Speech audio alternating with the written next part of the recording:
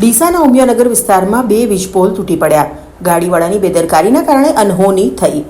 Deesa Rakhewal press પાછળ આવેલ ઉમિયાનગર વિસ્તારમાં બપોરના સુમારે ફોર્ચ્યુનર ગાડી પાછળ લેતા ટક્કર લાગતા વીજપોલ જમીનદોસ્ત.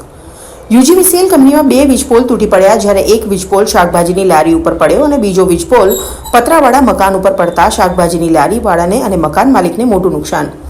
કાળઝાળ ગરમીમાં લોકો ઘરમાં હોવાના કારણે મોટી જાનહાનિ ટળી. જો આ ઘટના સવારના 10 વાગ્યા આસપાસ બની હોત તો કેટલાક લોકો જીવ સાથે ખેલવાડ થવાની સંભાવના હતી, પરંતુ બપોરના સુમારે કોઈ લોકોની અવરજવર ન હોવાના કારણે મોટી જાનહાનિ ટળી. જાણવા મળતી માહિતી મુજબ આ ઘટના એક ફોર્ચ્યુનર ગાડી રિવર્સ લેતા પાછળના ભાગમાં વીજપોલ સાથે અડી જતા વીજપોલ તૂટી પડતા સામેના ભાગમાં એક પતરાવાળા મકાન ઉપર પડ્યો હતો. ઘરમાં રહેતા ભાડુઆત ઘરમાંથી બહાર નીકળી આવ્યા હતા અને બૂમાબૂમ કરી હતી, જ્યારે ટક્કર લાગતા જ વીજળીના વાયરના ભડાકા થવા લાગ્યા હતા અને અચાનક સબસ્ટેશનમાંથી વીજ પુરવઠો બંધ થતાં મોટી જાનહાનિ ટળી હતી. જ્યારે બીજો વીજપોલ શાકભાજીના લારી ઉપર પડતા ત્યાં પણ લારી ઉપર ઊભેલી એક મહિલા તાત્કાલિક ખસી જતા જાનહાનિ ટળી હતી. આ વિસ્તારમાં બપોરના 1 વાગે શાકભાજીની લારીઓ આવે છે અને આ જ વિસ્તારના ઉમિયાનગરના બહેનો અને ભાઈઓ શાકભાજી લેવા માટે મોટી સંખ્યામાં શાકભાજી લેવા માટે ઊભા હોય છે, ત્યારે આ ઘટના બની હતી. ત્યારે લોકોની અવરજવર ઓછી હોવાના કારણે લોકોના જીવ બચી ગયા હતા.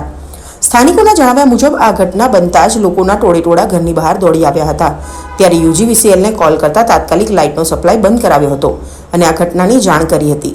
જાણ કરતાની સાથે જ યુજીવીસીએલ કંપનીની ગાડી તાત્કાલિક ઘટના સ્થળે દોડી આવી હતી અને રાહત કામગીરી હાથ ધરી હતી.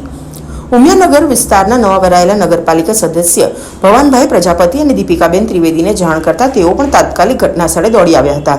જ્યારે જાણવા મળતી માહિતી મુજબ ગાડી માલિકે જીબી કંપનીએ આપેલ એસ્ટિમેટ મુજબ નુકસાનની ભરપાઈ કરી હતી અને શાકભાજી લારી માલિકને પણ તેમની નુકસાનની ભરપાઈ કરવામાં આવી હતી.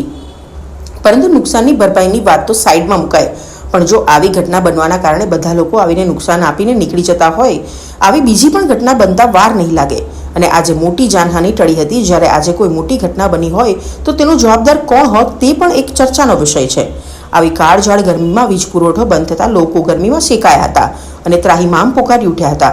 જ્યારે વીજ કંપની દ્વારા તાત્કાલિક વીજ પુરવઠો ચાલુ કરવામાં આવે તેવી લોકોની માંગ ઉઠવા પામી હતી. અમૃત માળી, સંબંધ ભારત ન્યૂઝ, ડીસા.